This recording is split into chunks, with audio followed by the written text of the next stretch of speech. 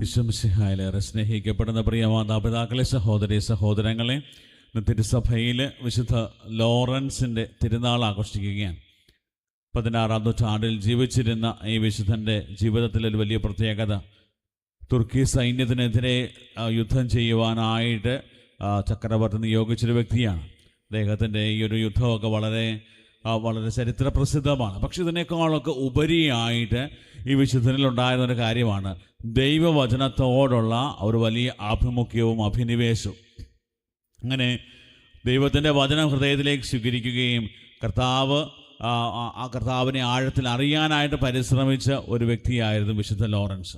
ഇന്ന് ഈ ഒരു തിരുനാൾ ആഘോഷിക്കുമ്പോൾ, ഈ വിശുദ്ധൻ്റെ മധ്യസ്ഥം തേടി പ്രാർത്ഥിക്കുമ്പോൾ നമ്മുടെയൊക്കെ ജീവിതത്തിലും ദൈവവചനത്തോട് ഒരു വലിയ ആഭിമുഖ്യം ഉണ്ടാകാൻ, ഒരു അഭിനിവേശം ഉണ്ടാകുവാനായിട്ട് നമുക്ക് ആഗ്രഹിച്ച് പ്രാർത്ഥിക്കാം. നമ്മളിത് വായിച്ച് കേട്ട വചനത്തിലൂടെ നമ്മൾ കടന്നു പോകുമ്പോൾ ഒന്നാമത്തെ വായനയിൽ ദൈവത്തിൻ്റെ അനന്തമായ കാരുണ്യത്തെക്കുറിച്ച് പറഞ്ഞു വയ്ക്കുകയാണ്. ദൈവം എപ്രകാരം നമ്മളോട് ക്ഷമിക്കുന്നുവെന്നും അതുപോലെ തന്നെ വീണ്ടും നമ്മളെ എപ്രകാരം സ്നേഹത്തോടെ ചേർത്ത് പിടിക്കുന്നു എന്നുള്ളത് മിക്കാപ്രവാചകനിലൂടെ പറയുന്ന കാര്യമാണ്. അവിടെ കൃത്യമായിട്ടും പറയുന്ന കാര്യമാണ്, നിങ്ങളുടെ പാപങ്ങൾ ആഴിയുടെ അഗാധത്തിലേക്ക് ഞാൻ തൂത്തെറിയും. കാരണം അത് കർത്താവിൻ്റെ കരുണയുടെ ഒരു വലിയ പ്രകടനമാണ്. ഇതുപോലെ കരുണ കാണിക്കുന്ന വേറെ ദൈവത്തെ എവിടെയെങ്കിലും കാണാൻ പറ്റുമോ എന്ന് വചനം ചോദിക്കുന്നുണ്ട്. കാരണം ഇതുപോലെ സ്നേഹിക്കുന്ന ദൈവത്തെ തിരിച്ചറിയുക എന്ന് പറയുന്നത് നമ്മുടെയൊക്കെ ജീവിതത്തിലെ ഒരു വലിയ സൗഭാഗ്യമായിട്ട് കരുതുക. സുവിശേഷത്തിലേക്ക് വരുമ്പോൾ ഇതിൻ്റെ തുടർച്ചയായിട്ട് നമുക്ക് കാണാൻ പറ്റും. ഈശോയെ കാണുവാനായിട്ട് ഈശോയുടെ അമ്മയും സഹോദരനും വരുമ്പോൾ ഈശോയുടെ ആ ഒരു പ്രസ്താവനകളൊക്കെ പലപ്പോഴും വളരെ വേദനാജനകമായ, മാനുഷികമായിട്ട് ചിന്തിക്കുമ്പോൾ വളരെ വേദനാജനകമായിട്ടൊക്കെ തോന്നാവുന്ന ഒരു കാര്യമാണ്.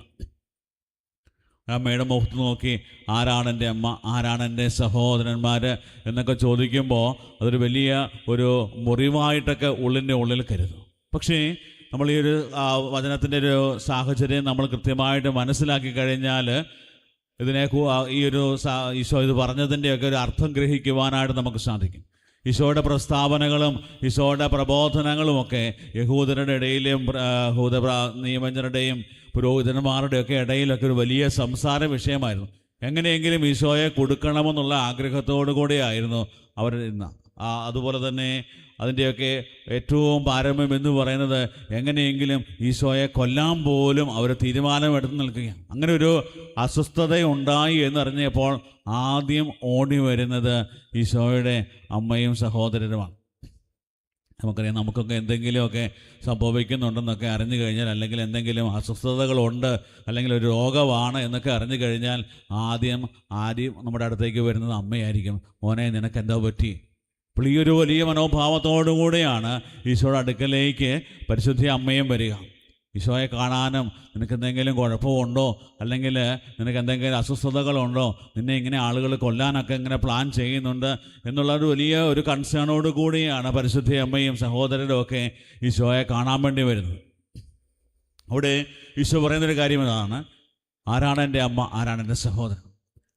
കർത്താവിൻ്റെ ദൈവത്തിൻ്റെ ആ ഹിതം ജീവിതത്തിൽ പൂർണ്ണമായി നിർവഹിക്കുന്നവർ എല്ലാവരും എൻ്റെ അമ്മയും സഹോദരരുമാണെന്ന് ഈശോ പറയും. അതായത് ഒരു വലിയ ആത്മീയ കുടുംബത്തിൻ്റെ ഭാഗമാക്കാനായിട്ട് ദൈവം നമ്മളെ ക്ഷണിക്കുകയാണ്. അതായത് നമ്മൾ ദൈവത്തിൻ്റെ സ്വന്തമായിട്ട് മാറുന്നത്, ദൈവത്തിൻ്റെ പ്രിയപ്പെട്ടവരായിട്ട് മാറുന്നത്, ബന്ധുജനങ്ങളായിട്ട് അമ്മയും സഹോദരരും ഒക്കെ ആയി മാറുന്നത് പിതാവായ ദൈവത്തിൻ്റെ ഇഷ്ടം നമ്മുടെ ജീവിതത്തിൽ നിറവേറ്റുമ്പോഴാണ്. നമ്മുടെയൊക്കെ ആഗ്രഹങ്ങളെക്കാൾ ഉപരിയായിട്ട് ദൈവത്തിൻ്റെ ആ ഒരു ഹിതത്തിനും ദൈവത്തിൻ്റെ ആ ഒരു പ്ലാനുകൾക്കും പദ്ധതികൾക്കും ഒക്കെ നമ്മൾ പ്രാധാന്യം കൊടുക്കുമ്പോൾ നമ്മുടെ ജീവിതത്തിൽ നമ്മൾ ദൈവത്തിൻ്റെ ഒരു വലിയ കുടുംബത്തിൻ്റെ ഭാഗമായിട്ട് മാറുകയാണ്. പരിശുദ്ധ അമ്മയുടെ ജീവിതത്തിൽ തൻ്റെ സ്വന്തമായ താല്പര്യങ്ങളെക്കാൾ അധികമായിട്ട് ദൈവം എന്താണോ എന്നിൽ നിന്ന് ആഗ്രഹിക്കുന്നത് അതിന് ഞാൻ തയ്യാറാണ്, അല്ലെങ്കിൽ ദൈവഹിതത്തിന് ആമേൻ പറഞ്ഞവളാണ് പരിശുദ്ധ അമ്മ. ആ അമ്മയുടെ ആ ഒരു വലിയ ബോധ്യങ്ങൾ നമ്മുടെയൊക്കെ ജീവിതത്തിൽ നിറയാനും നമ്മളും ഈശോയുടെ പ്രിയപ്പെട്ടവരായിട്ട് മാറണമെന്നുണ്ടെങ്കിൽ നമ്മൾ ചെയ്യേണ്ട കാര്യം പിതാവായ ദൈവത്തിൻ്റെ ഇഷ്ടമന്വേഷിക്കുന്നവരായിട്ട് മാറുക. അങ്ങനെയാണ് ദൈവത്തിൻ്റെ കുടുംബത്തിൻ്റെ ഭാഗമായിട്ട് നമ്മൾ ഓരോരുത്തരും മാറുക. പ്രിയപ്പെട്ടവരെ, ഇന്ന് ഈ പരിശുദ്ധ കുർബാനയിൽ ഈ വചനഭാഗം നമ്മൾ ധ്യാനിക്കുമ്പോൾ ദൈവത്തിൻ്റെ കരുണയെക്കുറിച്ചും ദൈവത്തിൻ്റെ ഈ സ്വഭാവത്തിൽ എപ്രകാരം നമുക്ക് പങ്കുചേരാൻ പറ്റുമെന്നുള്ളത് വചനം നമ്മളെ പഠിപ്പിക്കുമ്പോൾ നമ്മുടെ സ്വാർത്ഥ താല്പര്യങ്ങളെക്കാൾ ഉപരിയായിട്ട് ദൈവത്തിൻ്റെ താല്പര്യങ്ങൾക്ക്, ദൈവത്തിൻ്റെ മനസ്സിന് കൂടുതൽ പ്രാധാന്യം കൊടുക്കുന്നവരായി മാറുവാനും, അങ്ങനെ ദൈവത്തിൻ്റെ ആ ഒരു വലിയ ആത്മീയ കുടുംബത്തിൻ്റെ ഭാഗമായിട്ട് മാറാൻ കർത്താവിന് നമ്മളെ ഓരോരുത്തരെയും സഹായിക്കട്ടെ എന്ന് പ്രാർത്ഥിക്കാം. അതുപോലെ നമ്മുടെ കുടുംബങ്ങളെയും നമ്മുടെ കുടുംബങ്ങളിലൊക്കെ ദൈവിക സാന്നിധ്യം ശക്തമായി നിറയാനും ദൈവത്തിൻ്റെ കരുണ ശക്തമായിട്ട് നിറയുവാനും ആഗ്രഹിച്ച് പ്രാർത്ഥിക്കാം. സർവശക്തനായ ദൈവം നമ്മെ സമൃദ്ധമായി അനുഗ്രഹിക്കട്ടെ. ആമേൻ.